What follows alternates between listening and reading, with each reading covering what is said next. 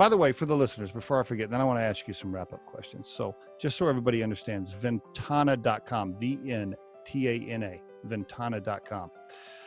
Ashley Crowder, you can also find her on LinkedIn and all over the web, and there's interviews everywhere, right? And then there'll be this one too, which this one will probably be the most famous, of course, for a while anyway.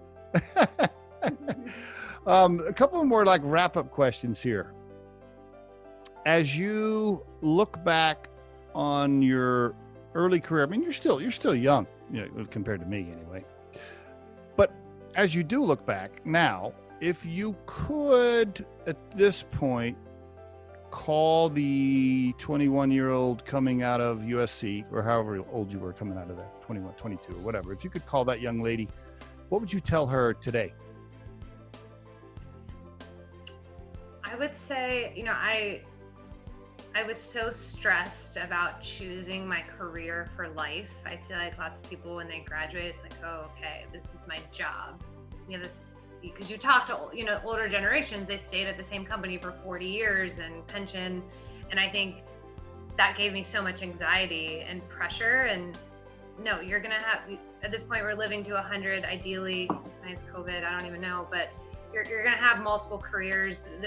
The AR, VR, 3D career didn't even exist back then. My ideal job didn't exist yet.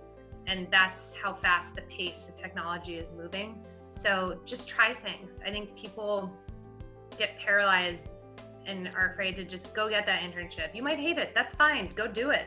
It's going to be, what's a year or 3 months. But just get as many internships and jobs as possible. That's how you're going to figure out what you want to do.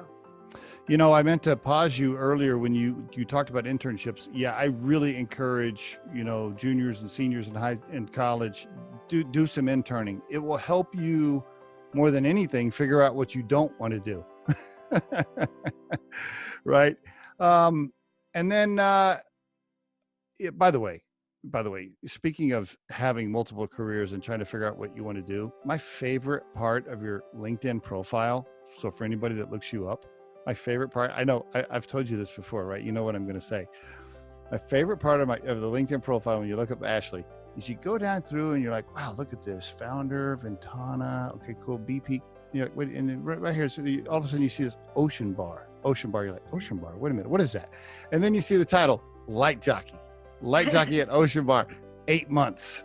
I love the fact that you have that in there. That to me, what that says about you is it says, hey, look, I'm a serious, hardworking, very organized engineer type personality, and I'm tenacious and I'm competitive and all these things. But there is just a little bit of part of me in there that likes to have a little bit of fun and keep it real. And so I'm going to keep Light Jockey on my LinkedIn profile. I love that. It was a really awesome job, and it led me to where I am today. It did. On there. It did. Right. Have you ever thought about your life that way? If that friend hadn't said, come be a hostess at this cool restaurant and club, none of this might have happened. Yeah, my parents thought I was insane at the time. Yeah. It's really cool. Last question. Whoops. Last question. If you had to put your core purpose, define, core purpose into a sentence or two, Ashley's core purpose in life now, today, and let's try to push it away from your immediate family. So let's call it the professional core purpose in life. How would you, what would that sound like? Yeah, I mean, I try and do everything I can to bring other women up. I think there are not enough women founders, CEOs, not enough women getting funded, not enough women in tech because it hasn't been welcoming for them. And so I try and do everything I can to get more women in the tech space, make them successful. I'm part of the Women AR VR group, which is amazing. There's over 1,000 of us there. Cool. I'm part of a smaller group where we've made a pact every day. Some person in the group says they want something shared, and we all share it on LinkedIn and Twitter to help amplify each other. And I'm happy to make any intros and recommendations. I think this is a whole new medium, And we need enough women and minorities creating content in this new medium, so we don't have the same mistakes as, the movie industry. The Riderflex podcast features entrepreneurs, business executives, and the stories behind how they got there, as well as daily tips on career advice and job interviews. Our show can be heard just about anywhere these days, but you can visit riderflex.com and click on the podcast page to hear all the previous episodes and learn more about the recruiting and consulting services we provide. Contact us at the email address info@riderflex.com or 888-964-5876.